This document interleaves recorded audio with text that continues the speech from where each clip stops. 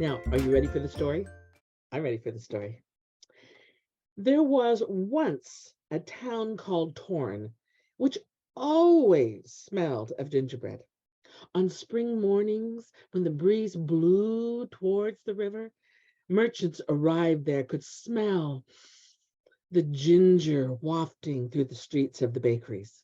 And as soon as they had unloaded their wares, they would hurry as quickly as they could to have breakfast in one of the little waterfront shops where they could have tea and gingerbread.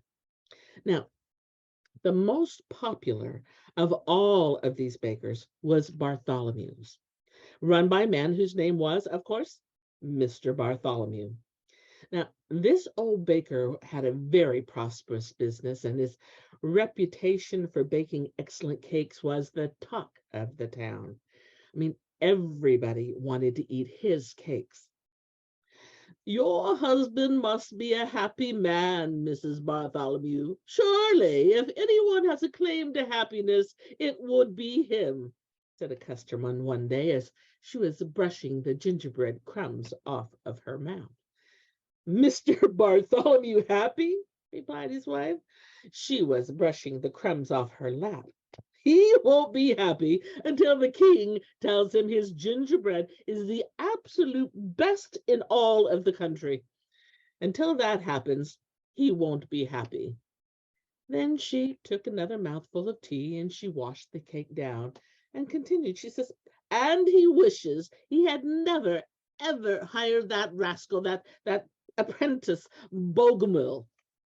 Well, it was well known throughout all the town that Bartholomew had designs to marry his lovely daughter to one of the wealthiest men in town. I mean, after all, she had honey blonde hair, bright blue eyes, and it was equally known that she was absolutely not interested in any crusty old man who kept showering her with amber necklaces and silver ribbons and pearl embroidered gloves. Her heart, her soul was all about a young man named Bogomol who brought her bunches of wild flowers. Sack him. That was the only answer she would give her husband. And Mrs. Bartholomew thought one day as she watched daughter come in and put these beautiful wildflowers into a vase. For pity's sake, she said, the lad can't even afford to buy flowers for our daughter. What kind of husband will she be to our lovely Katarzyna? Sack him, I say. Her husband put a hand up to his brow and said, oh, I can't. I cannot sack him, my dear, because the king is coming to Torrance soon, and I need all the help I can get. Besides, Bogomol is he's a good baker.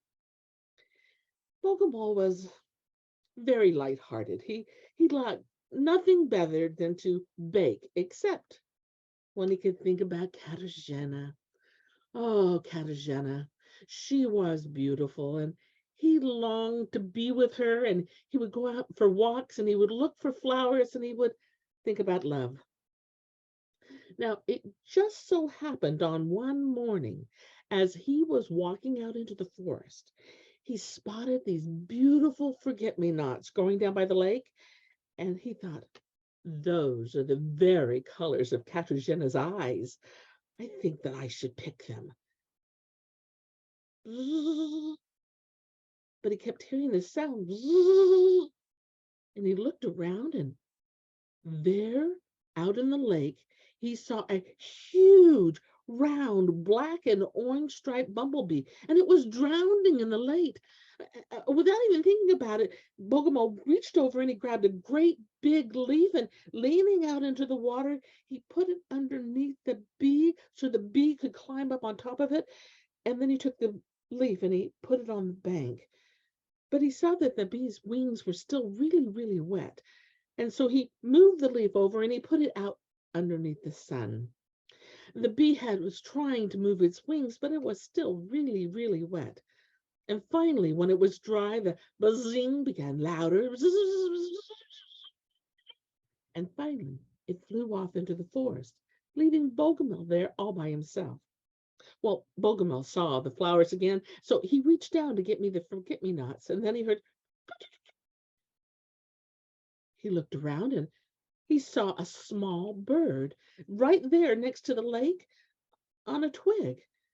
And he thought nothing of it. And then all of a sudden he looked a little closer and it wasn't a bird at all, but it was a little person, no bigger than his finger, and she wore a tiny little crown on her head. Bogomil bowed, and the queen spoke, not in a chirp this time, but in a beautiful voice. She said, I am the queen of the honey dwellers, and I have come to reward you for your good deeds. My people live on the golden honey made by the bees of the forest. And when the queen fell in the lake, we thought we were all done for, because without her bees, we cannot work. And if she had died, the worker bees would also have died, and there would have been no more honey for my people. Bogomil was speechless. Listen to me, and you will become the most famous baker in Torin. And your town will be known forever as Gingerbread Town. Remember, when you bake your gingerbread as well as all the spices, please add a spoonful of honey to the recipe. And she handed him a little pot of forest honey.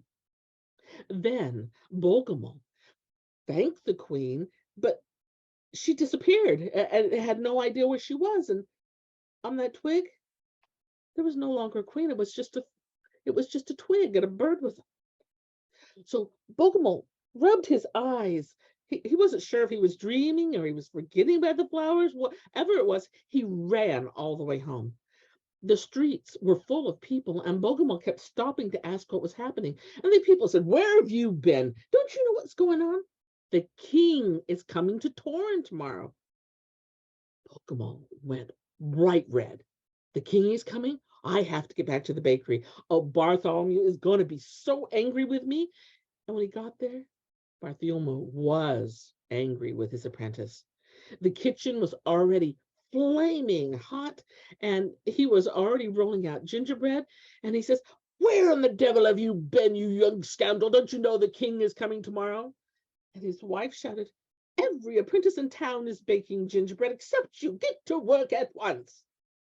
Well, so Bogomil said he was sorry 1,000 times and 1,000 times and 1,000 times.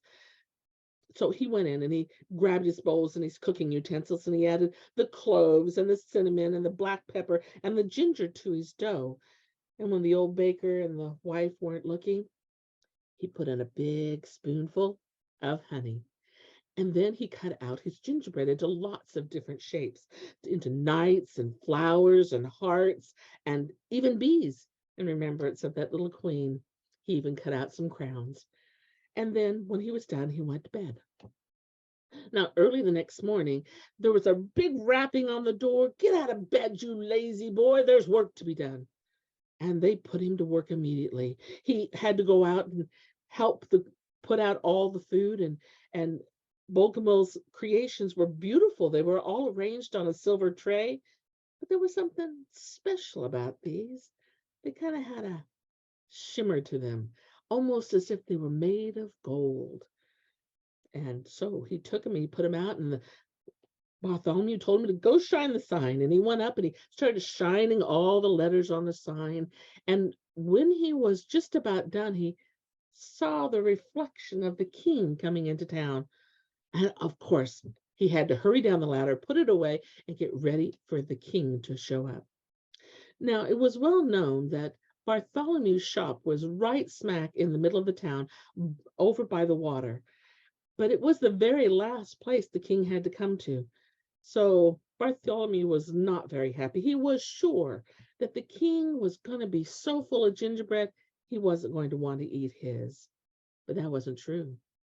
When he showed up, the king looked at the gingerbread and he smiled.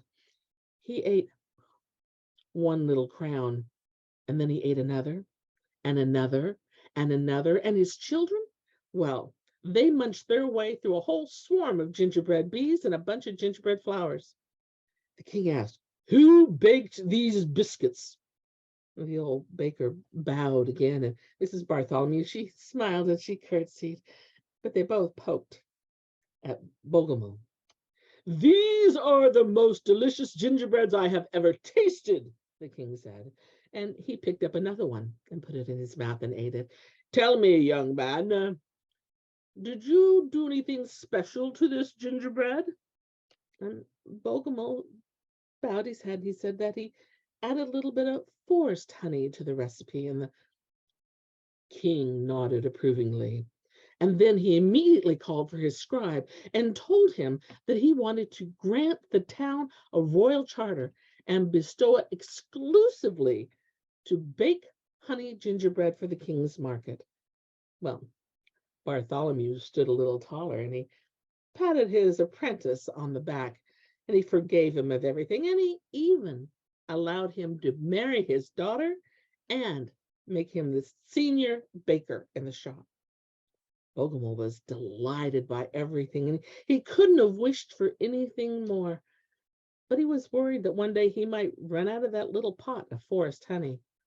But one day, when he was headed home, he heard this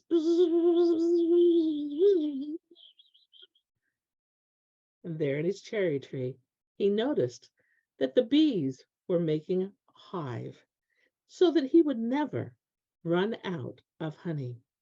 His gingerbread, it got better and better. And when old Bartholomew died, Bogomil took over as the baker, and Toron, it became known as Gingerbread Town.